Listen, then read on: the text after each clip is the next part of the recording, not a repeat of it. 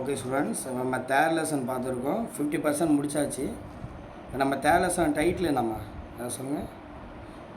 Magnetism and the magnetic effects of current. Very good. Magnetism, magnetic effect current. அப்போ மேக்னட்டிசம்னா என்ன, அதில் என்னென்ன ப்ராப்பர்ட்டிஸ்லாம் இருக்குங்கிறத நம்ம டிஸ்கஸ் பண்ணுறோம். ஸோ பாதி முடிச்சாச்சு நம்ம. ஸோ இனிமேல் நம்ம பார்க்க போகிறது என்னங்கன்னா magnetic effect of current, second part. இதெல்லாம் நம்ம ரொம்ப ஜாலியாக படிக்கலாம். ஃபுல்லாக டெரிவேஷன் தான், மேக்ஸ் மாதிரி போயிட்டே இருக்கும். ஆனால் சிரமப்படுறதால ரொம்ப ஈஸியாக தான் இருக்கும். அதனால் அப்படியே பார்த்துக்கிட்டே வர வேண்டியதான். இப்போ மேக்னெட்டிக் எஃபெக்ட் ஆஃப் கரண்ட், அதாவது நம்ம சொன்னோம்ல சார்ஜுங்கிறது ஒரு குழந்த மாதிரி இமேஜின் பண்ணிட்டோம் ஃபஸ்ட் லெசனில். அதோட கேரக்டர்லாம் பார்த்தோம். அடுத்த செகண்ட் லெசனில் என்ன பண்ணோம், அது நகர்ந்து போச்சு. அப்போ அது ஒரு கரண்ட்டுன்னு நம்ம பார்த்தோம். இப்போ தேர்ட் லெசனில் என்ன பண்ணுறோன்னா, இப்போ ஸ்கூலில் சேர்த்துட்டாங்க அந்த குழந்தைய. அப்போ அதோட கேரக்டர்லாம் வெளியில் வருது ஒவ்வொன்றா. அதுக்கு என்னென்ன திறமை இருக்குது அப்படிங்கிறதெல்லாம் செக் பண்ணுவாங்களா ஸ்கூலில். அப்போ அதோட ஒரு திறமை வெளியில் வருது. அப்படி வர திறமை தான் என்னென்னு கேட்டிங்கன்னா மேக்னெட்டிக் எஃபெக்ட்டு. நம்ம யோசிக்கலாம், என்ன கரண்ட்டுக்கும் மேக்னெட்டுக்கு என்ன சம்மந்தம் இருக்க முடியும். நம்ம கரண்ட்டுனா ஒயரில் எலக்ட்ரான் ஓடுறது, மேக்னெட்னா அது ஒரு ஸ்பெசிமனு. இதுக்கு என்ன சம்மந்தம் அப்படின்னு ஒரு யோசனை வரும். ஆனால் அதை கண்டுபிடிச்சிட்டாங்க, கரண்ட்டுக்கும் மேக்னெட்டுக்கும் சம்மந்தம் இருக்குது. ஓகேங்களா? யார் கண்டுபிடிச்சானா ஒயர்ஸ்டட் எக்ஸ்பெரிமெண்ட். ஒயர்ஸ்டட்டுங்கிற ஒரு லெக்சர், காலேஜ் லெக்சர் தான் அவர் கண்டுபிடிக்கிறார். அவர் சயின்டிஸ்ட்னு வச்சுக்கலாம். ஒயர்ஸ்டட் அவர் வந்து எக்ஸ்பெரிமெண்ட் பண்ணுறாரு. அது மூலியமாக தான் இந்த ரிசல்ட்டை சொல்ல வராங்க. ஓகேங்களா? ஸோ ஒரு ஒயர் எடுத்துக்கிறோம். இந்த ஒயர் வழியால் கரண்ட்டு பாஸ் ஆகுது. ஓகேலாம் தெரிஞ்சு தானே, ஒரு ஒயர் வழியால் கரண்ட்டு பாஸ் ஆகும். அதில் அம்மீட்டர் கன் பண்ணிக்கலாம், வோல்ட்மீட்டர் கன் பண்ணிக்கலாம். அது டிஃப்ளெக்ஷனாக ஆகும், நம்மளுக்கு தெரியும். ஆனால் இவர் யதார்த்தமாக என்ன பண்ணிட்டாரு, பிள்ளைங்களுக்கு எக்ஸ்பிளைன் பண்ணும்போது பக்கத்தில் ஒரு காம்பஸ் வச்சுருந்துருக்காங்க. காம்பஸ்னால் என்ன, ஒரு மேக்னெட்டை கட்டி தொங்கிட்டு இருப்பாங்க, அவ்வளோதான். இல்லை ஷார்ப்பு பாயிண்ட்டை நிப்பாட்டி வச்சுருப்பாங்க. மேக்னட்டோமீட்டர் இல்லை காம்பஸ்ன்னு வச்சுங்க. ஒரு கரண்ட் கேரிங் ஒயருக்கு பக்கத்தில் காம்பஸ் வச்சுருக்காரு. சும்மா யதார்த்தமாக தான் வச்சுருக்காங்க. அப்புறம் ரிசர்ச் பண்ணி ஃபைனல் பண்ணுறாங்க. ஸோ இப்போ இந்த காம்பஸ் என்ன ஆகுதுன்னா டிஃப்ளெக்ட் ஆகுது. ஓகேங்களா? ரைட். இப்போ என்ன பண்ணுறாரு, இதனால தான் வந்துச்சான்னு செக் பண்ணுறதுக்காக கரண்டோட டேரக்ஷனை மாற்றி பார்க்குறாரு. இப்படி அனுப்பி பார்க்குறாரு கரண்ட்டை. அப்போ டிஃப்ளெக்ஷன் அப்படியே ஆப்போசிட்டில் இருக்குது. ஓகேங்களா? இப்போ என்ன பண்ணுறாங்கன்னா, அந்த ஒயரில் கீ மாதிரி செட் பண்ணிக்கிறாங்க. கீயை ஓப்பன் பண்ணுறாங்க, டிஃப்ளெக்ஷன் இல்லை. கீயை க்ளோஸ் பண்ணுறாங்க, டிஃப்ளெக்ட் ஆகுது. அப்போ இதுலேருந்து என்ன தெரியுதுன்னா, இதில் கரண்ட்டு பாஸ் ஆகிறனால தான் இல்லை டிஃப்ளெக்ஷன் ஆகுது அப்படிங்கிறத அவர் கண்டுபிடிக்கிறாரு. நம்ம புரியுதா என்ன நடக்குதுன்னு ஸ்டூடெண்ட்ஸ்? ஆமாம், ஒரு ஒயரில் கரண்ட்டு பாஸ் ஆகும்போது அது பக்கத்தில் காம்பஸ் வச்சா டிஃப்ளெக்ட் ஆகுது. அப்போ இதுலேருந்து என்ன தெரியுது, இப்போ கரண்ட்னா என்ன அர்த்தம் ஆக்சுவலி? கரண்ட் மீன் எலக்ட்ரிக் ஃபீல்டு. கரெக்டாக? இதில் எலக்ட்ரிக் ஃபீல்டு அப்ளை பண்ணியிருக்கோம். Electric field direction current direction same தான். ஓகேவா? ஏன்னா எலக்ட்ரிக் ஃபீல்டும் +2 மைனஸாக, கரண்ட்டும் +2 மைனஸாக. எலக்ட்ரான் தான் ஆப்போசிட்டாக வரும். ஓகேவா? அப்போ எலக்ட்ரிக் ஃபீல்டு இப்படி போயிட்டுருக்கு. நீ கரண்ட்டுன்னு சொன்னாலும் எலக்ட்ரிக் ஃபீல்டுனாலும் ஒன்று தான் அப்படின்னு மேட்ச் பண்ணிங்க. இப்போ எலக்ட்ரிக் ஃபீல்டு இப்படி போயிட்டுருக்கு. இவர் என்ன சொல்கிறாரு, அது எங்கெல்லாம் எலக்ட்ரிக் ஃபீல்டு இருக்கோ அங்கே மேக்னெட்டிக் ஃபீல்டு இருக்குது, பின்னு போடுறோம். இவ்வளோ நேரம் நம்ம படித்தோம்ல லாஸ்ட் கிளாஸ் வரைக்கும் மேக்னெட்டிக் ஃபீல்டு. ஃபஸ்ட் கிளாஸில் படித்தா எலக்ட்ரிக் ஃபீல்டு, எங்கெல்லாம் எலக்ட்ரிக் ஃபீல்டு இருக்கோ அங்கெல்லாம் மேக்னெட்டிக் ஃபீல்டு இருக்கும் அப்படிங்கிறத அவர் கண்டுபிடிச்சார். ஓகேங்களா? இதுதான் ஒயர்ஸ்டட் எக்ஸ்பெரிமெண்ட். Is it clear? ஒரு ட்வின்ஸ் மாதிரி எடுத்துங்க, எலக்ட்ரிக் ஃபீல்டு மேக்னெட்டிக் ஃபீல்டு ரெண்டு பேரும் சேர்ந்து தான் இருப்பாங்க, பிரிய மாட்டாங்க பாருங்கள். ஓகேவா? எங்கெல்லாம் எலக்ட்ரிக் ஃபீல்டு இருக்கோ அங்கெல்லாம் மேக்னெட்டிக் ஃபீல்டு இருக்குமா. அப்புறமா அடுத்தது நம்ம என்ன சொல்லுவோம், நெக்ஸ்ட் லெசனில் மேக்னெட்டிக் ஃபீல்டை வச்சுக்கிட்டு எலக்ட்ரிக் ஃபீல்டை ப்ரொடியூஸ் பண்ணுவோம். சரி, இப்போ என்ன பண்ணுறாங்கன்னா, இந்த கரண்ட் கேரிங் ஒயர் இதை சுற்றி மேக்னெட்டிக் ஃபீல்டு இருக்குன்னு தெரிஞ்சு போச்சு. அது எந்த ஸ்ட்ரக்சரில் இருக்கும், எப்படி இருக்கணும், அதை ட்ரை பண்ணி பார்க்குறாங்க. அதுக்கு ஒரு சின்ன டெமான்ஸ்ட்ரேஷன். அந்த ஒரு ஒயர் எடுத்துப்போம், ஒரு கரண்ட் கேரிங் ஒயரு ஒரு கார்ட்போர்டில் அப்படி வச்சிடுறாங்க. ஒரு அட்டையில் அப்படி சொருகிடணுமா. ஓகேவா? இந்த மாதிரி இருக்குது.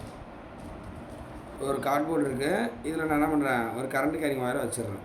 இது எதுவும் தெரியுமா தெரியுது.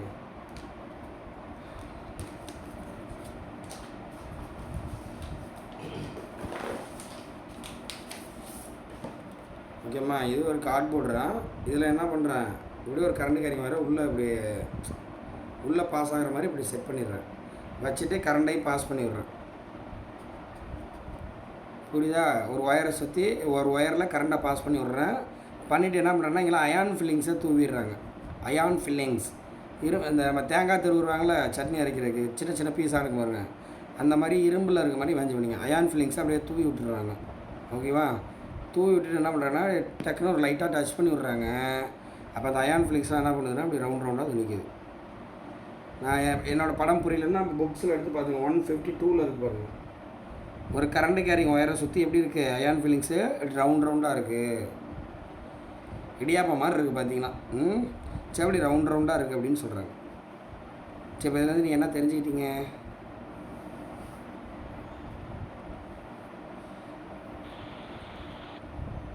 இப்போ கரண்ட் கேரிங் ஒயரை சுற்றி மேக்னெட்டிக் ஃபீல்டு இருக்குது, அது எப்படி இருக்கு? சர்க்கிள் ஷேப்பில் இருக்குது அப்படின்னு சொல்கிறாங்க. அப்போ இந்த படத்தில் வந்துருமா, ஒரு கரண்ட் கேரிங் ஒயரை சுற்றி மேக்னெட்டிக் ஃபீல்டு எப்படி இருக்கும்? சர்க்கிளாக இருக்கும் அப்படின்னு சொல்கிறோம். அதனால தான் என்ன பண்ணுது, அந்த அயான் ஃபில்லிங்ஸாக சர்க்கிளாக வச்சுக்குது. ஏன்னா நம்ம மேக்னெட்டிக் ஃபீல்டு சுற்றி இருக்குப்பா. அப்போ அந்த மேக்னெட்டிக் ஃபீல்டு இருக்கிற இடத்துல ஒரு இரும்பு வச்ச மாதிரி தான், ஒரு சின்ன சின்ன இரும்பு பீஸ் வச்ச மாதிரி தான். அப்போ அந்த இரும்பு மேலே ஃபோர்ஸ் ஆகிட்டா என்ன பண்ணுது, அரேஞ்ச் பண்ணுது பாருங்கள், மேக்னெட்டிக் ஃபீல்டு டைரக்ஷனில் அரேஞ்ச் பண்ணிடுச்சு.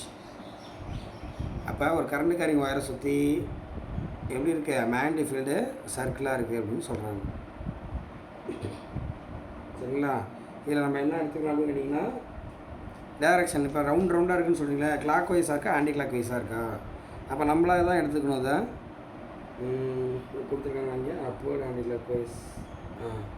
இந்த டயக்ராமை கொடுத்துருக்காங்க பாருங்கள், டயக்ராமுக்கு கீழே 3.26 அதுக்கு கீழே கொடுத்துருக்காங்க. டைரக்ஷனை வந்து கிளாக் வைஸாக இருக்கலாம் இல்லை ஆன்டி கிளாக் வைஸாக இருக்கலாம், depend on the current direction. Current எப்படி போகுது, இப்போ சப்போஸ் மேலேருந்து கீழே வருதுன்னு வச்சுப்போம், அப்படி இமேஜின் பண்ணிங்க. இப்படி வந்துச்சுன்னா கிளாக் வைஸ்,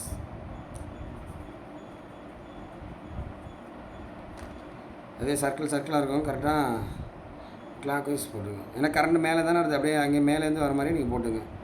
அப்போ டவுனோட இது புக்கில் சொல்லலை, நானும் ஒன்று சொல்கிறேன். டவுனோட வந்தால் கிளாக் வைஸு, இங்கே அப்போடா போதா, அப்போ மேலே போகிறதுனால மேலே போகிற மாதிரி போடுங்க. புரியுதம்மா? மேலே போகிற மாதிரி போட்டிங்கன்னா ஆன்டி கிளாக் வைஸ். நம்ம போகிற டைரெக்ஷன்லேயே என்ன பண்ணிட்டுருலாம், மேக்னெட்டிக் ஃபீல்டு வெளியில் வர மாதிரி போட்டு விட்ருலாம். சரிங்களா? அப்போ டவுன்வோர்டுனா கிளாக் வைஸு, அப்போனா ஆன்டி கிளாக் வைஸ். எழுதி வச்சுங்க, புக்கில் எங்கேயுமே கிடையாது இது, ஆனால் இப்படி தான் எல்லா இடத்துலையும் வந்துருக்கும்.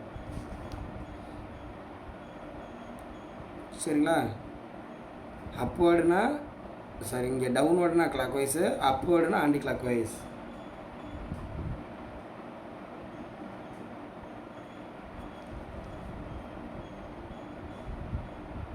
ஓகேம்மா?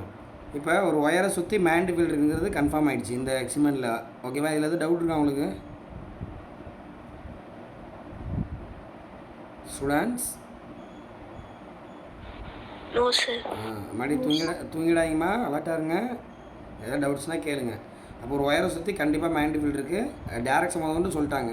இது ஒரு அப்ராக்சிமேட்டாக சொல்லியிருக்காங்க, clockwise anti clock wise. இப்போ நான் என்ன பண்ணுறேன்னா இந்த ஒயரை அப்படியே சர்க்கிளாக மாற்றுறேன். இப்படி நேராக இருக்கிற ஒயரை எப்படி மாற்றிடுறேன், இப்படி சர்க்கிளாக மாற்றுறேன். நேராக இருந்தால் அது பேர் ஒயரு, சர்க்கிளாக இருந்தால் அது பேர் என்ன, காயில். நீ மாதிரி காயின்னு நினச்சிக்காங்க, காயில் அப்படின்னு சொன்னாங்க. ஸ்ட்ரைட்டாக இருக்க ஒயரை சுற்றி விட்டோம்னா அது பேர் காயில். இப்போ என்ன பண்ணுறேன், அந்த காயிலில் கரண்ட்டை பாஸ் பண்ணி விட்றேன். இப்போ என்ன இருக்கும், கண்டிப்பாக இதை சுற்றி மேக்னெட்டிக் ஃபீல்டு இருக்கும். அது ஸ்ட்ரக்சர் எப்படி இருக்குன்றத நம்ம பார்க்குறாங்க. அப்போ என்ன பண்ணிடுறாங்கன்னா பெரிய கார்ட்போர்டு எடுத்துக்கிறாங்க. இந்த கார்ட்போர்டில் இந்த காயில் அப்படி இது பண்ணி வச்சுருக்காங்க.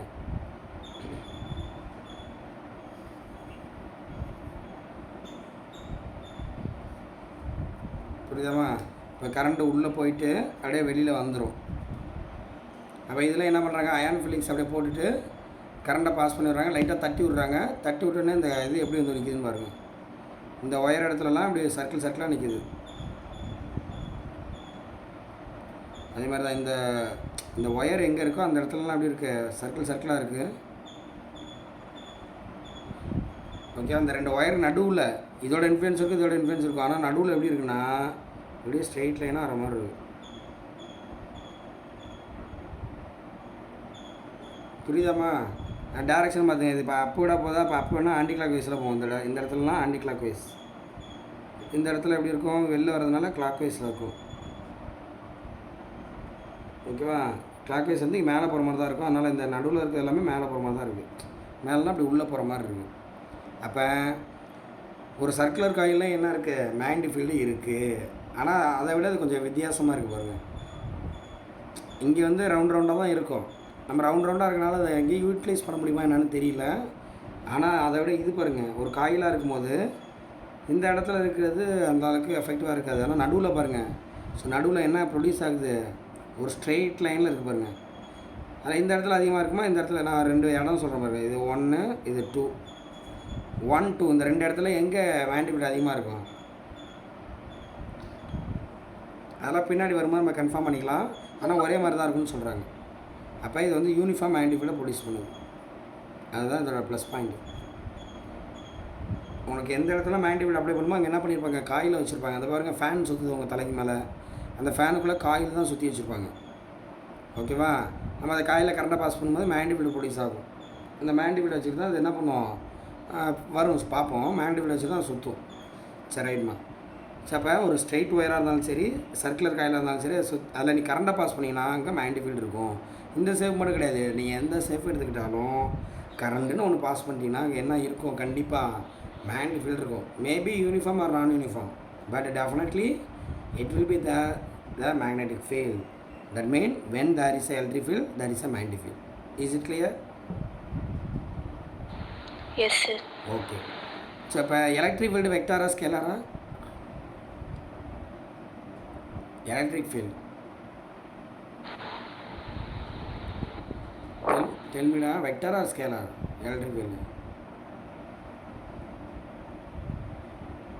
முன்னாடி என்ன இப்படி யோசிக்கிறீங்க? எலக்ட்ரிக் ஃபீல்டுங்கிறது ஸ்கேலாரா வெக்டாரான்னு கேட்குறேன்.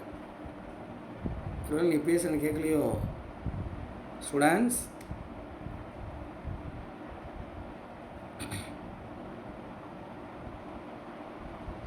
ரைட். அப்போ எலக்ட்ரிக் போடும்போது வெக்டார் தான் நம்ம போடுறோம். ஸோ அப்போ எலக்ட்ரிக் ஃபீல்டுங்கிறது ஒரு வெக்டார் குவான்டிட்டி. அப்போ மேக்னெட்டிக் ஃபீல்டு கண்டிப்பாக வெக்டார் குவான்டிட்டியாக தான் இருக்கும். So magnetic field is a vector quantity which has a magnitude and direction. ஓகேவா? ஸோ இப்போ இங்கே நம்ம ஸ்ட்ரெயிட் லைனுக்கு ஸ்ட்ரெயிட் கண்டக்டரில் சொன்னோம் ஆன்டி கிளாக் வைஸாக இருக்கும், கிளாக் வைஸாக இருக்குன்னு. அப்போ டேரெக்ஷனை நம்ம என்ன பண்ணிக்கலாம்? டேரெக்டாகவே நம்ம சொல்லிடலாம். ஓகேவா? இப்போ அதை கண்டுபிடிக்கிறதுக்கு சில ரூல்ஸே சொல்கிறாங்க. ஒரு ஒயரை சுற்றி உள்ள ஸ்ட்ரெயிட் ஒயர் இருக்குல்ல, அதை சுற்றி உள்ள மேக்னெட்டிக் ஃபீல்டை கண்டுபிடிக்கிறதுக்கு நம்ம டேரெக்ஷனே சொல்கிறாங்க. அந்த ரூல் பேர் என்ன கேட்டிங்கன்னா, எந்த ரூல் வச்சு சொல்கிறேன்னா, ரைட் ஹேண்ட் தம்ப் ரூல். நான் 2 மார்க்ஸ் அந்த பேஜ் ஃபுல்லாகவே நீங்கள் வேறு எதுவுமே படிக்கணும். Right hand thumb rule. இப்போ உங்கள் ஃப்ரெண்டுக்கு ஆல் தி பெஸ்ட் சொன்னால் எப்படி சொல்லுவீங்க? நீங்கள் இப்படி சொல்லுவீங்களா? கை எப்படி வச்சுக்கிட்டு ஆல் தி பெஸ்ட்னு சொல்லுவீங்க. கரெக்டாக சீரப் பண்ணுவீங்களா? அப்படி ஆல் தி பெஸ்ட் இப்படி வச்சுங்க கையை. அதாவது அவன் என்ன சொல்கிறான், இதுதான் ஒயர், இதில் கரண்ட் பாஸ் ஆகிட்டு இருக்குது. அதை என்ன பண்ண சொல்கிறாங்க? நம்ம ரைட் ஹேண்டில் எடுத்துக்க சொல்கிறாங்க. இப்படி எடுத்துக்கணுமா? ஆல் தி பெஸ்ட் சொல்கிறோம்னா எடுத்துக்க சொல்கிறாங்க. அதுக்குன்னு கரண்ட் கேரிங் ஒயர் தொட்டால் ஷாக் அடிச்சிடும். அப்படிலாம் எடுக்கக்கூடாது. இமேஜின் பண்ணிங்க, ஒரு கரண்ட் கேரிங் ஒயரை இப்படி எடுத்துக்கிறோம். நம்ம படத்தை பார்த்துங்க, 153 இப்படி எடுத்துக்கிட்டோன்னா நம்ம அந்த தம்ப் ஃபிங்கர் என்னத்து சொல்லுது? கரண்டோட டைரக்ஷனை சொல்லுதான். அப்படி தானமா இருக்குது. இந்த பாருங்கள், நம்ம தம்பு என்ன பண்ணுது? கரண்டோட டைரக்ஷனை சொல்லுது. அப்படி சொன்னிச்சுன்னா என் சர்க்கிளிங் ஃபிங்கர்ஸு நம்ம மடக்கி வச்சுருக்கோம்ல, இந்த ஃபிங்கர் எதை சொல்லுதுன்னு கேட்டிங்கன்னா மேக்னெட்டிக் ஃபீல்டு டைரக்ஷன் சொல்லுது. அதாவது கட்டவரில் வந்து எலக்ட்ரிக் ஃபீல்டு, அதுதான் மாசு. அதுக்கு அதோட இது வந்து மேக்னெட்டிக் ஃபீல்டு. இப்போ சர்க்கிளிங் ஃபிங்கர்ஸ் வந்து மேக்னெட்டிக் ஃபீல்டு டைரக்ஷனை சொல்லுது அப்படின்னு சொல்கிறாங்க. ஓகேவா? இப்போ இப்படி வச்சுருக்கேன். அப்போ இது அப்வேர்டா? இது எப்படி இருக்குது பாருங்கள். இது அப்வேர்டாக வச்சுருக்கேன்டா. அப்போ எப்படி இருக்குது? ஆன்டி கிளாக் வைஸ் இருக்குது. Very good. இது அப்படியே நீ தலைக்கல எக்ஸாம் யாராவது ஃபெயில் ஆகிடுறான்னு வச்சுக்க, அவன் பக்கத்தில் வந்து என்ன சொல்லுவான்? அப்படியே ஊற்றிக்கிச்சிடா அப்படின்னு இப்படி சொல்லுவான். அவன் இப்படி தலைக்கல வச்சுக்கினா அதே தான். அப்போ பொசிஷன் வெரி குட். கரண்ட் டவுனோடு கிளாக் வைஸ் நம்ம சொன்னது வந்துச்சு பாருங்கள். அதுக்காக சார் முன்னாடியே சொல்கிறேன். ஓகேங்களா? 2 மார்க்கில் கேட்டால் எழுதுகிற மாதிரி படிச்சு 153 இருக்கு பாருங்கள். Assume that we hold the current carrying conductor on right hand. சும்மா அசூம் தான் பண்ணிக்கணும், போய்ட்டு எடுத்து பார்த்து விடாங்க. ஸோ ரைட் ஹேண்டில் நம்ம எடுத்துக்கிட்டோம்னா thumb point the direction of current flow and fingers encircling the conductor points a direction of magnetic field that produced அப்படின்னு சொல்கிறாங்க. டைரக்ஷன் ஆஃப் மேக்னெட்டிக் லைன்ஸ்னு சொல்கிறாங்களா? மேக்னெட்டிக் ஃபீல்டு எல்லாம் ஒன்று தானே, அதை பார்த்துக்கிறீங்க. ஓகேவா? இது வந்து ஸ்ட்ரெயிட் ஒயரில் சொல்லியிருக்கோம். இதை நீ அப்படியே என்ன பண்ணிடலாமா, சர்க்குலர் காயிலையும் நீ அப்ளை பண்ணலாம் அப்படின்னு சொல்கிறாங்க. ஒவ்வொரு இடத்துல அப்படி வச்சு காட்டுறாங்க பாருங்க. ஆனால் இந்த இடத்துல ஒரு இடத்துல டேரெக்ஷன் மாறும். அந்த இடத்துல கிளாக் வைஸ் இருக்குது, இந்த இடத்துல ஆன்டி கிளாக் வைஸ் வரும். அப்படியே டேரெக்ஷன் மாறிட்டே வரல. நீ அப்படியே கை வச்சு பார்த்தீங்கன்னா அப்படியே மாறிக்கிட்டே வரும். ஓகேங்களா? சரி, right.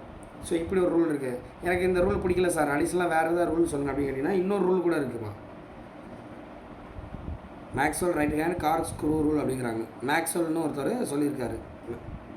Maxwell right hand Garg screw rule. இந்த 2 வார்த்தை நீங்கள் எங்கேயோ படித்த மாதிரி இருக்கும், ஆனால் தெரியாது, ஞாபகம் வராது. யாருக்கா ஞாபகம் இருக்கா? இந்த 2 ரூலும் நீங்கள் படிச்சிருக்கீங்க. இந்த வார்த்தை Yes sir, 11th lesson, 11th standard.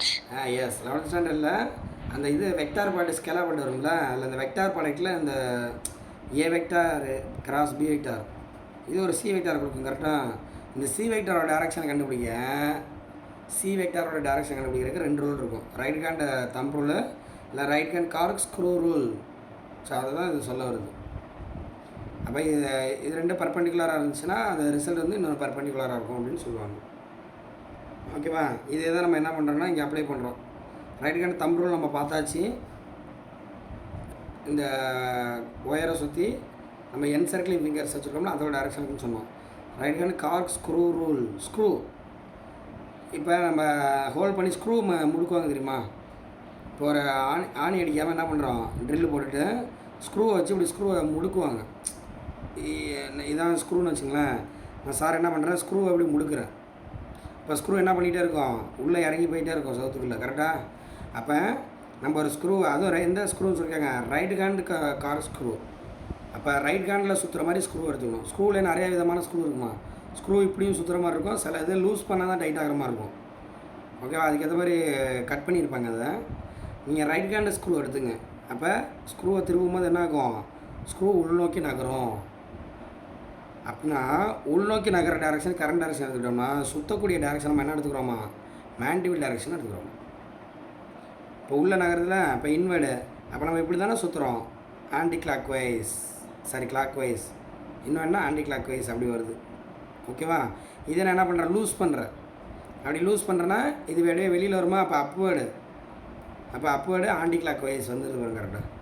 So இந்த மாதிரி 2 விதமான ரூல் சொல்கிறாங்க. இதையும் எப்படி நம்ம படிச்சிக்கலாம், எங்கே இருக்குது 153 நமக்கு கீழே இருக்கு பாருங்கள். Maxwell right hand Garg screw rule 3வது லைன்லேருந்து எழுதுனா போதும். If you rotate the right hander screw by screw driver. இதெல்லாம் கேட்டது கிடையாதுமா, நீங்கள் சும்மா தெரிஞ்சு வச்சுங்க. Then the direction of the current is same which screw advances. அட்வான்சஸ்னால் என்ன, ஸ்க்ரூ நகரக்கூடிய டைரக்ஷன் அர்த்தம். ஸ்க்ரூ நகரக்கூடிய டைரக்ஷனில் நம்ம என்ன இருக்குது, கரண்ட் டைரக்ஷன் எடுத்துக்கிட்டோம்னா the direction of rotation of screw gives the direction of magnetic field. அது சுற்றக்கூடிய டைரக்ஷன். அப்படி சுற்றுறேன் பாருங்க ரைட் ஹேண்டில், தெரியுதுடா? இப்படி நான் சுற்றுறேன், ரைட் ஹேண்டில் சுற்றுறேன்னா அந்த சுற்றக்கூடிய டைரக்ஷன் தான் மேண்டிபிள் டைரக்ஷன், அது நகரக்கூடிய டைரக்ஷன் எலக்ட்ரிக் டைரக்ஷன் அப்படின்னு சொல்கிறாங்க. ஸோ இந்த மாதிரி 2 விதமான ரூல் இருக்குது. இது ஏதாவது டவுட் இருக்கா உங்களுக்கு? No sir. Okay.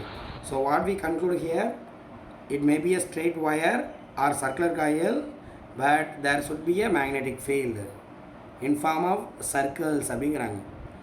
ஓகேவா? ஆனால் எல்லா இடத்துலையும் இந்த மாதிரி சர்க்கிள் நம்ம வரைய முடியாது, அது பார்க்க நல்லா இருக்காது. அதனால் என்ன பண்ணுறேன்னா ஒரு ஒயர் இருக்குன்னு வச்சுப்போம். இப்போ நீங்கள் என்ன சொல்கிறீங்க, இதில் கரண்ட்டை பாஸ் பண்ணுறோம், இதை சுற்றி என்ன இருக்குது, சர்க்கிள், கான்சென்ட்ரிக் சர்க்கிள்மா. அடுத்தடுத்த சர்க்கிள் போயிட்டே இருக்கும், ஒரே சர்க்கிள் போட்டு விடக்கூடாது. இது பேர் கான்சென்ட்ரிக் சர்க்கிள்ங்கிறாங்க. அப்புறம் அடுத்தடுத்த சர்க்கிள் போகுது பாருங்கள், கான்சென்ட்ரிக் சர்க்கிள்ஸாக இருக்குது. ரைட். இப்போ நான் என்ன பண்ணுறேன்னா இதில் கிளாக் வைஸ் ஆன்டி கிளாக் வைஸாக போடுறோம். இந்த மாதிரி வரையாமல் அவங்க என்ன பண்ணுறாங்க, ஒரு சைடு ஃபுல்லாக எக்ஸ்ன்னு போடுறாங்க. நான் தப்பாக போட்டேன்னா சரி பரவாயில்ல. ஒரு சைடு ஃபுல்லாக எக்ஸ்ன்னு போடுறாங்க, இன்னொரு இடம் ஃபுல்லாக டாட் வைக்கிறாங்க. உங்களுக்கு இப்போ 153 ஒரு சம் இருக்குது பாருங்கள், 3.12. இதெல்லாம் எக்ஸாமில் கேட்க போகிறது கிடையாது, ஆனால் இதில் உள்ளது அப்படியே திரும்பி பின்னாடி வந்துகிட்டே இருக்கும். இப்போ எக்ஸ்ன்னு போடுறாங்கன்னா என்ன அர்த்தம்னா, இப்போ இதை சுற்றி மேண்டிஃபீல்டுன்னு சொல்கிறீங்களா, இப்போ மேண்டிஃபீல்டு உள்ளே போகுது. இப்போ எக்ஸ்னா என்ன அர்த்தமா, மேண்டிஃபீல்ட் ஆக்டிங் இன்வேர்டு. எப்போ வேணாலும் கேட்போம், நீங்கள் சொல்லணும். பின்னாடி ஃப்யூச்சரில் நிறையா படத்தில் எக்ஸ் சிம்பிள் போடுவாங்க, எக்ஸ்ன்னு போட்டுருவாங்க. நீங்கள் இப்போ இங்கிலீஷில் எக்ஸாம் எழுதும்போது லெட்டரில் எழுதுங்களா எக்ஸ்னு, பேருக்கு வேலை எக்ஸ்ன்னு போடுவீங்க. அந்த மாதிரி மேண்டிஃபைடு இன்வேர்டுனா அங்கே என்னென்னு பண்ணுறோம் எக்ஸ்எக்ஸ் போட்டிருப்பாங்க. இப்போ இந்த இடத்துல மேண்டிஃபைடு இன்வேர்டாக இருக்குது, சர்க்கிள் சர்க்கிளாக நம்ம இருக்கு. இப்போ மேண்டிஃபைடு இன்வேர்டு. இப்போ டாட்னா நீங்களே சொல்லாமே. Magnetic field outward. வெரி குட்மா. இதை நீங்கள் மறக்கவே கூடாது எந்த கிளாஸ்லையுமே. இப்போ இந்த பாருங்கள், இந்த இடத்துல சர்க்கிள் போடுறோன்னா இந்த இடத்துல இன்வேர்டாக போகும், இந்த இடத்துல வெளியில் வரும். ஸோ அப்போ இன்வேர்டு அவுட்வேர்டு, அதான் எக்ஸு டாட் அப்படி போடலாம்னு சொல்கிறாங்க. இல்லை டவுட் இருக்கா? 153 அந்த சம்மில்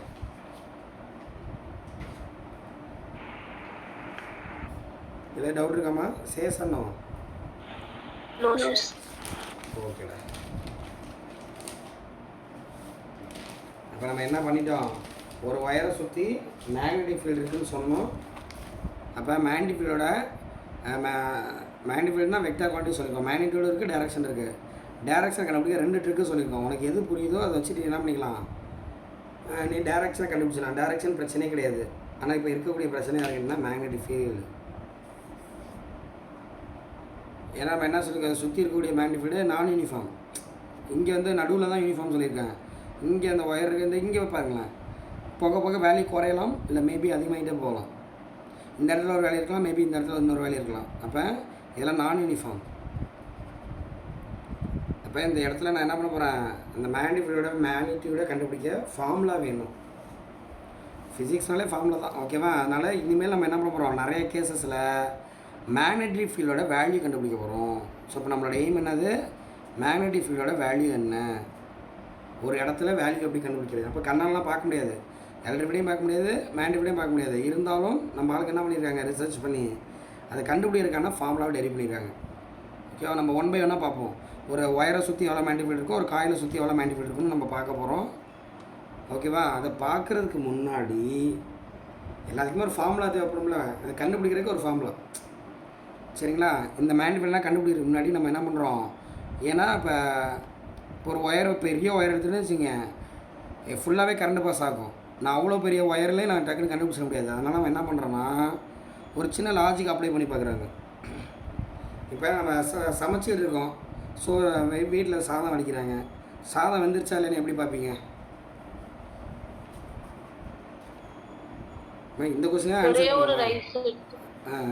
ஒரே ஒரு ரைஸ் எடுத்து செக் பண்ணி பார்ப்போம். அதுதான் எப்படி இருக்கோ அதே மாதிரி தான் எல்லாருக்கும் நம்ம சொல்லுவோம். அதே கான்செப்ட் தான் இங்கே அப்ளை பண்ணுறாங்க.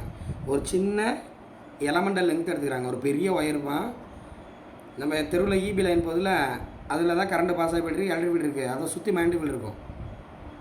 ஓகேங்களா? இப்போ நீங்கள் அந்த டிரான்ஸ்ஃபார்மர் பக்கத்துலாம் போயிருக்கீங்களா? இந்த டிரான்ஸ்ஃபார்மர் நம்ம தெருவில் இருக்கும், அதுக்கிட்டலாம் பார்த்தீங்கன்னா வீஸுன்னு சவுண்டே கேட்கும். கரெக்டாமா? இல்லை இப்போ நைட் நேரத்தில் நம்ம தெருவில் போனால் பயப்படுற மாதிரி சவுண்டு கேட்கும். என்னென்னு கேட்டிங்கன்னா அந்த ஒயரில் தான் சவுண்டு வரும். ஏன்னா கரண்ட்டு ஃபாஸ்ட்டாக போயிட்டு இருக்கும், சுற்றி மேக்னெட்டிக் இருக்கும். அந்த சவுண்டு தான் நம்மளுக்கு ஒரு பயமுறுத்துகிற சவுண்டாக கேட்கும். இல்லாட்டி நீ டிரான்ஸ்ஃபார்மரே பொதுவாக பார்த்தீங்கன்னா சவுண்டோடு தான் இருக்கும். ஏன்னா அங்கே தான் நிறையா ஒயர்ஸ் இருக்கும், நிறையா மேக்னெட்டிக் ஃபீல்டு இருக்கும். இப்போ எதுக்கு சொல்கிறேன்னா அவ்வளோ ஸ்ட்ராங் மேக்னெட்டிக் ஃபீல்டு இருக்கும் இங்கே இந்த ஒயரை சுற்றி. அதனால தான் என்ன பண்ணுவான், அங்கே ஒரு இது மாதிரி போட்டிருப்பான், டேஞ்சர் சிம்பிள் போட்டிருப்பான், பக்கத்தில் போகாதீங்கன்னு. இல்லை நம்ம வீட்டுக்கிட்ட ஒயர்லாம் பார்த்தீங்கன்னா ரொம்ப டாப்பில் தான் போட்டுருவான் பாருங்க. ஏன் நம்ம வீட்டு கீழே போட்டு வச்சுக்கலாமே, அதை நடுவில் போட்டுடலாம். பார்த்தீங்கன்னா டாப்பில் போடுவாங்க. இதெல்லாம் ஃபாரின்லலாம் பார்த்தீங்கன்னா என்ன பண்ணிடுவான், மண்ணுக்குள்ளே புதைச்சி வச்சுருவான். ஃபாரின்லலாம் இந்த மாதிரி ஒயரே பார்க்க முடியாது. நீங்கள் வெறும் ரோடு தான் இருக்கும். யோசிச்சு பார்த்துருக்கியா? நம்ம ஊரில் தான் அந்த இபி லைன்லாம் போவோம், அவங்க ஊரில் நோ இபி லைன். ஏன்னு கேட்டால் எல்லாத்தையும் புதைச்சி வச்சுருவாங்க, மண்ணுக்குள்ளே போவோம், எல்லாம் சேஃப்டியாக இருப்பாங்க. சரி ரைட்மா. இதெல்லாம் எதுக்கு சொல்கிறேன்னா, ஒரு பெரிய ஒயர் இருக்குன்னா அதை சுற்றி ஸ்ட்ராங் மேக்னெட்டிக் ஃபீல்டு இருக்கும்.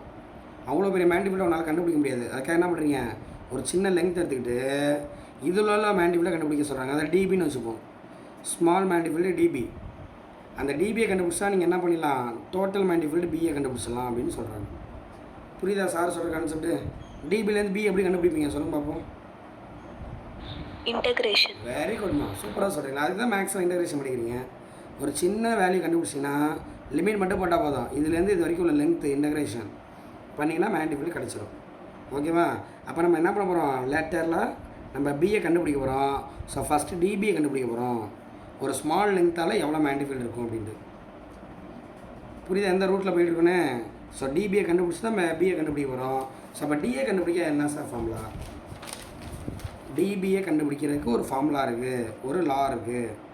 என்ன கேட்டிங்கன்னா க்ரீனாக ஆரம்பிச்சிடும். இங்கே இருந்தால் லெசனே ஆரம்பிக்குது. இது வரைக்கும் சொன்னலாம் இன்ட்ரொடக்ஷன் தான். இப்போ தான் இந்த லெசனே ஆரம்பிக்குது. பயாட் சாவர்ட் லா, இது ஒரு முக்கியமான 3 மார்க்.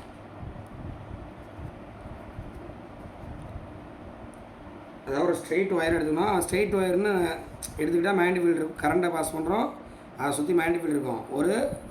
இங்கே போட்டோமா, ஒரு ஸ்ட்ரெயிட் ஒயர் இருக்குது, அதை கரண்ட்டை பாஸ் பண்ணுறோம், சுற்றி மேக்னெட்டிக் ஃபீல்டு இருக்கும். நம்ம ஃபுல்லாக கண்டுபிடிக்காமல் ஒரு சின்ன எலமெண்டல் லெங்க்த்தால் எவ்வளோ கண்டுபிடிக்க போகிறோம்.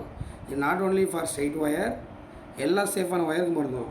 அதனால் அவங்க புக்கில் என்ன பண்ணுறாங்கன்னா ஒரு ஆர்பிட்ரலி சேஃப் கொடுத்துட்றாங்க. இது என்ன சேஃப், ஸ்ட்ரெயிட் ஒயராக சர்க்குலராக, அது ஏதோ ஒரு சேஃபில் இருக்குது, அவரக்காமல் இருக்குது பார்த்தீங்கன்னா. சரி, இப்போ என்ன பண்ணுறாங்க, அதில் பேட்டரி ஆன் பண்ணிடுறாங்க. ப்ளஸ்ஸு மைனஸு வோல்டேஜ் அப்ளை பண்ணுறோம், இதில் கரண்ட்டு பாஸ் ஆகுது.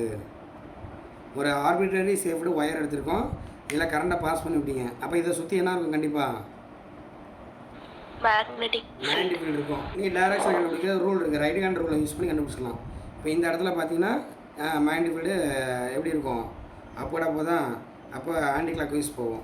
அது இந்த இடத்துல அப்படி மாறிடும், இந்த இடத்துல வேறு சேஃபில் போய்ட்டுருக்கும். ஸோ அப்போ மேக்னெட்டிக் ஃபீல்டு டைரக்ஷன் ஒரு இடத்துல மாறிட்டு இருக்கு. இப்போ நம்ம பார்க்கும்போது மேக்னெட்டியூட். ஸோ ஃபுல்லாக பார்க்காம ஒரு சின்ன லெங்க் எடுத்துக்கிறாங்க. இந்த லெங்க்த் வந்து டிஎல்னு எடுத்துக்கணும். டிஎல் வெக்டார்னு போடுறேன், ஏன்னா சின்ன லெங்க் தானே, அப்போ ஒரு வெக்டாரில் இருக்குது. ஏன்னா அதில் கரண்ட் பாஸ் ஆகுது. ஐடியல் வெக்டார்னு தான் போகணும், டிஎல் வெக்டார்னு போட தப்பு. ஆனால் இப்போ இங்கே போட்டுருக்காங்க அப்படி ஐடியல் வெக்டார். இப்போ ஐனா கரண்ட்னா ஸ்கேலாரா வெக்டாரா? ஸ்கேலார். எஸ், வெரி குட்மா. நம்ம செகண்ட் லெசனில் ஒரு கொஸ்டின் இருக்குது, கரண்ட் இஸ் ஸ்கேலார் அப்படின்ட்டு. ஆனால் இங்கே வந்து என்ன பண்ணுவாங்க, கரண்ட் வந்து வெக்டார் மாதிரி காட்டுவாங்க. ஏன்னா இந்த இடத்துல கரண்டோட டேரக்ஷன் இதே இடத்துல தான் போகுது. ஒரு சின்ன லெங்க் தான் எடுத்துக்கிறேன், நம்ம இப்படி தான் நான் டேரக்ஷன் சொல்லிடுறேன். அப்போ ஐடியல் வெக்டார் சேர்த்து தான் இது வந்து நீ பிரிக்கவே கூடாது. எப்பொழுதும் ஐடியல் வெக்டார்னு காமனாக போட்டுருவாங்க, நீங்கள் எதை பிரிக்கவே கூடாது. ஐடியல் வெக்டார் அப்போயுமே ஐக்கு வந்து வெக்டார் போட மாட்டாங்க, ஐடியல் வெக்டார் தான் போட்டுருவாங்க. நீ எப்பொழுதுமே இந்த ஐடியல் வெக்டாரை பிரிக்கவே கூடாது, ஞாபகம் வச்சுக்கேன். இப்போ இந்த ஒரு சின்ன லெங்க்த்தில் கரண்ட் பாஸ் ஆகுது. இப்போ நான் என்ன பண்ணுறேன், ஏதோ ஒரு பாயிண்ட் பி எடுத்திருக்கேன். இந்த பாயிண்ட் பியில் எவ்வளோ சார் மேக்னெட்டிக் ஃபீல்டு அப்படிங்கிறத கண்டுபிடிக்க போகிறேன். அது ஏதோ ஒரு ஆங்கிளில் இருக்குது, ஏதோ ஒரு ஆங்கிள் தீட்டாவில் பாயிண்ட் பி எடுத்திருக்கேன். அந்த பாயிண்ட் பியில் எவ்வளோ மேக்னெட்டிக் ஃபீல்டு, அது என்ன மேக்னெட்டிக் ஃபீல்டு, டிபி. இந்த சின்ன லெங்க்த்தால் எவ்வளோ மேக்னெட்டிக் ஃபீல்டு அப்படிங்கிறத கண்டுபிடிக்க போகிறேன். எய்மு தெரியுது. அதில் என்ன பண்ணுறேன்னு ஒரு நிமிஷமா, முன்னாடி ஒரு பெரிய ஒயர் இருக்குன்னா அதில் சின்ன ஒரு லெங்க் எடுத்துக்கிறேன். இந்த சின்ன லெங்க்த்தால் எவ்வளோ மேக்னெட்டிக் ஃபீல்டு அப்படிங்கிறத நான் கண்டுபிடிக்க போகிறேன்.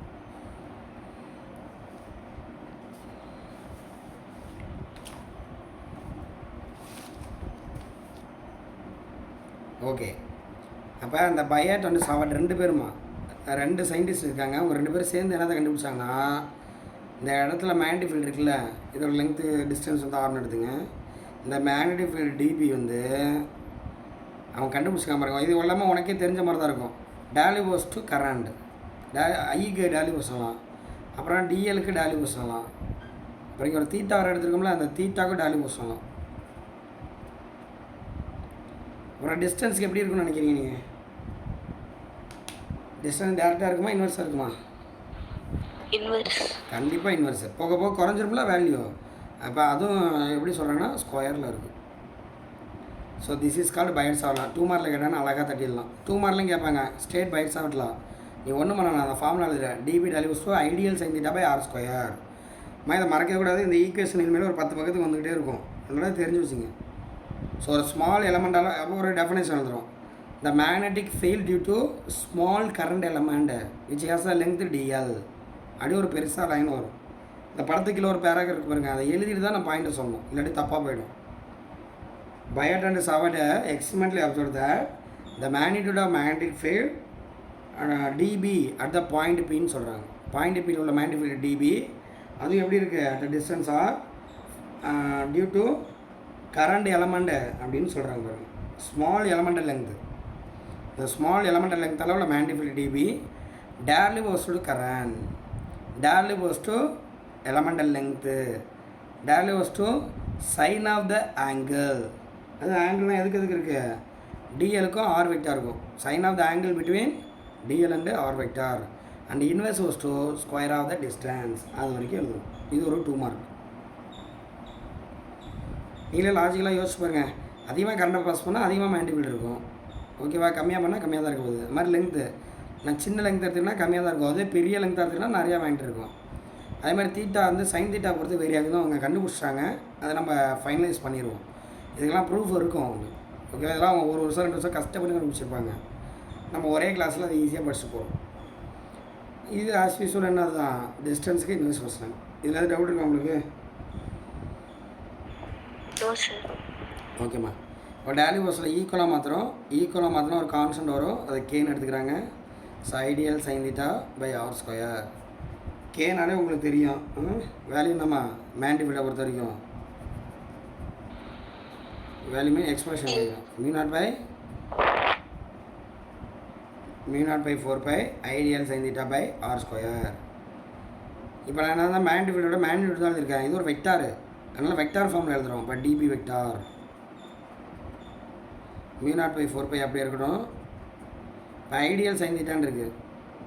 இப்போ ஏபி சைன் தீட்டா இதை வெக்டார் ஃபார்மில் எப்படி எழுதுவீங்க?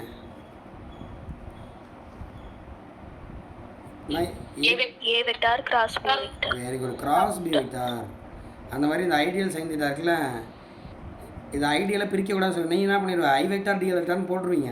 அப்படி போடக்கூடாது. ஐடியல் வெக்டாரை பிரிக்காதீங்க. I dl vector cross r cap அப்படின்னு போடுறாங்க. ஓகேவா? Divide by R square. ஏன்னா அந்த சைன் தீட்டானா எதுக்கு உள்ள ஆங்கிள்? டிஎலுக்கும் ஆர் வெக்டாருக்குள்ள ஆங்கிள். அதான் டிஎல் வெக்டார் போட்டாச்சு, ஆர் கேப் போட்டாச்சு.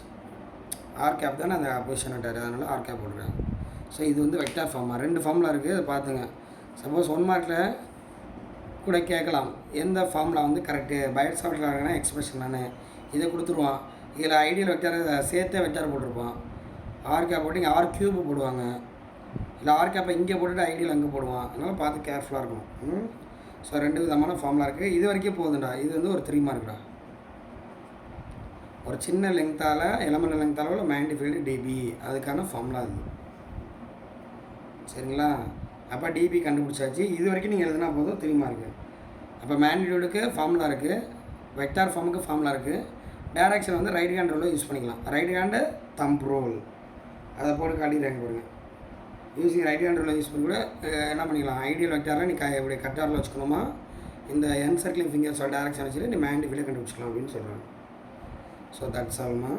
இப்போ இதோட முடிஞ்சு போச்சு. இதுலேருந்து உனக்கு ஐடியா கொடுக்குறான். இப்போ நீ டிபி கண்டுபிடிச்சின்னா போதும், டோட்டல் மேக்னெட்டிக் ஃபீல்டை நீ கண்டுபிடிச்சிக்கலாம். எப்படி கண்டுபிடிக்கலாம்? இன்டகிரேட் பண்ணுறோம் 2 சைடும். இன்டகிரேட் பண்ணிங்கன்னா இன்டகிரேஷன் டிபினா பி வெக்டார் வந்துடும். Beta equal to mu naught by 4π constant. I dl கேப்பா ஆர் கேப்பா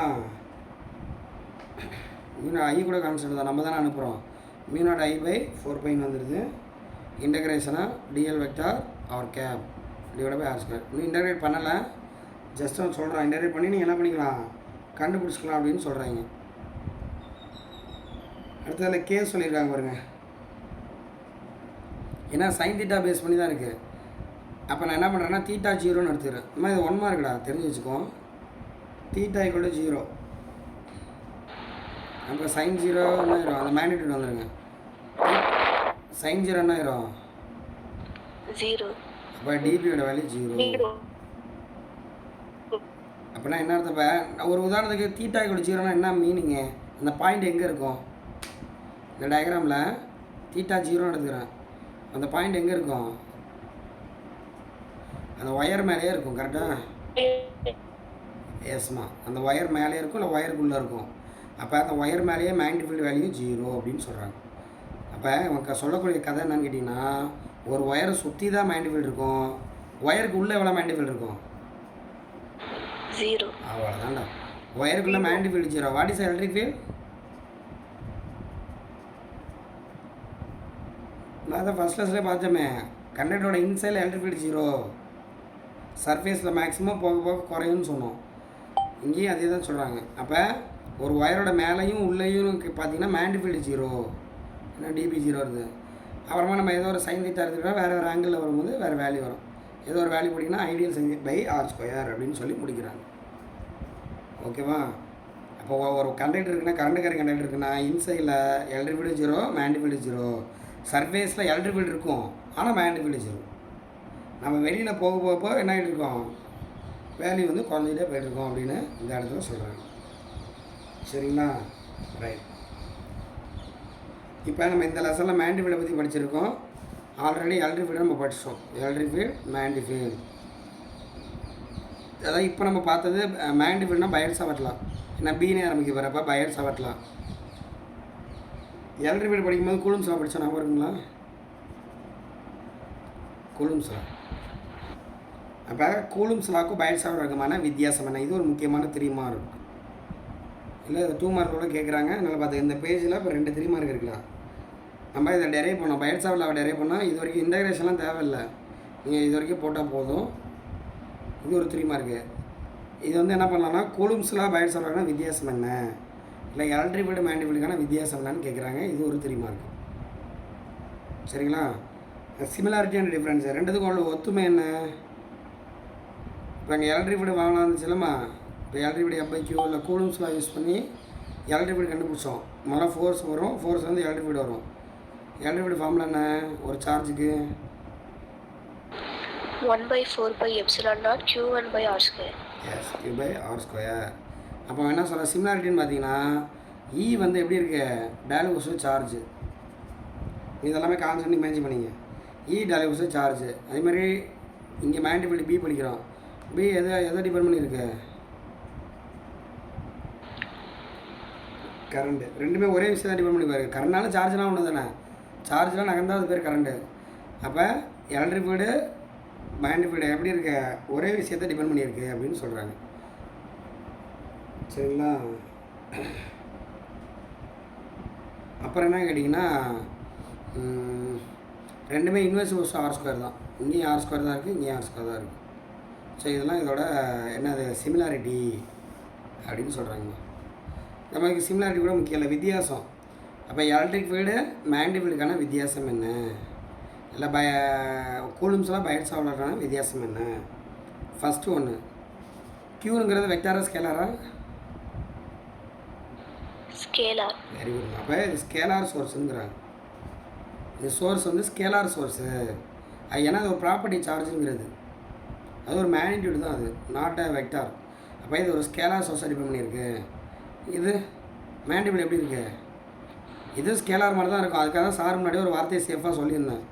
ஐடியலாக பிரிக்கக்கூடாது இந்த போட்டுக்க பாருங்க. ஏன்னா ஒரு லென்த்தில் கரண்ட்டை பாஸ் பண்ணுறீங்க. அப்போ ஐடியல் வெக்டார் இது கான்ஸ்டன்ட். இதுதான் கரண்ட்டை ப்ரொடியூஸ் பண்ணுது. அப்போ ஐடியல் வெக்டார் இங்கே ஐன்னு போட்டால் தப்புமா, ஐடியல் வெக்டார் தான் போடணும். கரெக்டாக? அப்போ இது ஐடியல் வெக்டாரை டிபெண்ட் பண்ணியிருக்குங்கிறாங்க. அப்போ இது வெக்டாரா ஸ்கேலாரா? வெக்டார். வெக்டார் சோர்ஸை டிபெண்ட் பண்ணியிருக்கு. அதாவது ப்ராக்கெட்டில் போட்டுக்கிறேன் ஐடியல் வெக்டார். நோட் பண்ணி வச்சுங்க. இது ஸ்கேலார் சோர்ஸு, இது வெக்டார் சோர்ஸு. இது ஒரு வித்தியாசம். ஓகேங்களா? அப்புறம் எலக்ட்ரிக்கோட டைரக்ஷன் எப்படி இருக்கு நம்ம சொல்லியிருந்தோம். நீ அவுட்வேர்டுன்னு சொல்லுங்கள், இன்வேர்டுன்னு சொல்லுங்கள். இருந்தாலும் எப்படி இருக்கும்? அது ஒரு பாசிட்டிவ் சார்ஜ் இருக்குது, ஒரு இடத்துல பாயிண்ட் P எடுத்திருக்கேன். இந்த இடத்துல எலக்ட்ரிக் எப்படி மாறுவீங்க? Positive to negative. அதாவது பாசிட்டிவ் மட்டும் தானே இருக்குது. இப்படி வரைகிறீங்கன்னு வச்சுப்போம். அது எப்படி இருக்கும்? இந்த line joining charge and point P. கரெக்டாக? ஒரு சார்ஜ்லேருந்து பாயிண்ட் Pயில் எலக்ட்ரிக் எப்படி வருவீங்க? லைன் ஜாயினிங் அப்படின்னு சொல்கிறாங்க. அப்போ இங்கேயும் அதான் சொல்கிறாங்க. இந்த டைரக்ஷன் எப்படி இருக்கும்? மேக்னிடியூடாக சொல்லிட்டீங்க. டைரக்ஷன் எப்படி இருக்கும்? Line joining the charge and point P. சார்ஜையும் பாயிண்ட்டையும் கனெக்ட் பண்ணக்கூடிய லைன்லேயே இருக்கும் எலக்ட்ரிக் டைரக்ஷனு. மேண்டிஃபைடு டைரக்ஷன் எப்படி இருக்கும்? எந்த இதை ஒபே பண்ணுது? அது எந்த லாவை ஒபே பண்ணுது? எந்த ரூலை வச்சு டைரக்ஷன் கண்டுபிடிப்பீங்க? மேண்டிஃபைடு direction right hand thumb rule. அப்போ ரைட் ஹேண்ட் தம் ரூல்னால் அது எந்த இதில் வந்துடும்? அந்த கிராஸ் ப்ராடக்ட்டில் வந்து A vector cross B vector கூட C வெக்டார் அதில் வந்துடும். அப்போ இது எப்படி இருக்கு? அந்த இதுக்கு பர்பண்டிகுலராக இருக்குதுன்னு சொல்ல வர்றாங்க. இப்போ இங்கே எப்படி தானே ஒரு ஒயரை சுற்றி எப்படி இங்கே பார்த்தோம்னா முன்னாடி இந்த ஒயரை சுற்றி மேண்டிஃபைடு இருக்குன்னு வரைஞ்சிக்கலாமா? இப்போ எலக்ட்ரிக் ஃபீல்டு இப்படி இருக்குன்னா மேண்டிஃபைடு எப்படி இருக்குன்னா பர்பண்டிகுலராக இருக்கும் அப்படின்னு சொல்கிறாங்க. ஏன்னா இப்போ இந்த இடத்துல என்ன இன்வேர்டுன்னு வரையும். நான் தான் அப்படி வட்டாட்டமாக போட்டிருக்கேன். இது ஆக்சுவலி எப்படி பண்ணுது? எக்ஸ் சிம்பிள் தானே போட்டோம், இன்வேர்டு. அப்போ மேண்டிஃபைடு எப்படி போயிட்டுருக்கு? இப்படி போயிட்டுருக்கு, ஒயர் இப்படி போகுது. முன்னாடி கரண்ட் வந்து இப்படி பாஸ் ஆகிட்டு இருக்குடா, பேப்பர் மேலேயே பாஸ் ஆகிட்டு இருக்குது. மேண்டிஃபைடு எப்படி இருக்குது? பேப்பருக்குள்ளே பாஸ் ஆகிட்டு இருக்குது. அப்போ ஆங்கிள் அளவு 90 degree. அதுதான் சொல்கிறாங்க, இப்போ முடிஞ்சு போச்சு. அங்கே லைன் ஜாயினிங்கில் இருக்குன்னு சொன்னாங்க, இங்கே பர்பண்டிகுலருங்கிற வார்த்தையை சொல்கிறாங்க. ஓகேவா? அப்புறம் அந்த மேண்டிபிள் எதை டிபெண்ட் பண்ணியிருக்கு மெயினாக? sin theta. தீட்டா டிபெண்ட் பண்ணியிருக்கு. இது எதுவும் அப்படி தீட்டா டிபெண்ட் பண்ணிருந்துச்சா? No sir. அப்போ அங்கே எதுவும் இல்லை. தீட்டாவை டிபெண்ட் பண்ணி இல்லை அப்படின்னு சொல்கிறாங்க. இது 3 பாயிண்ட் தாண்டா, இது ஒரு 3 மார்க். இல்லை உனக்கு 2 மார்க்கில் கூட கேட்கலாம், அதனால் இதையும் படித்து வச்சுருக்கேன். ஓகேவா? ரைட்.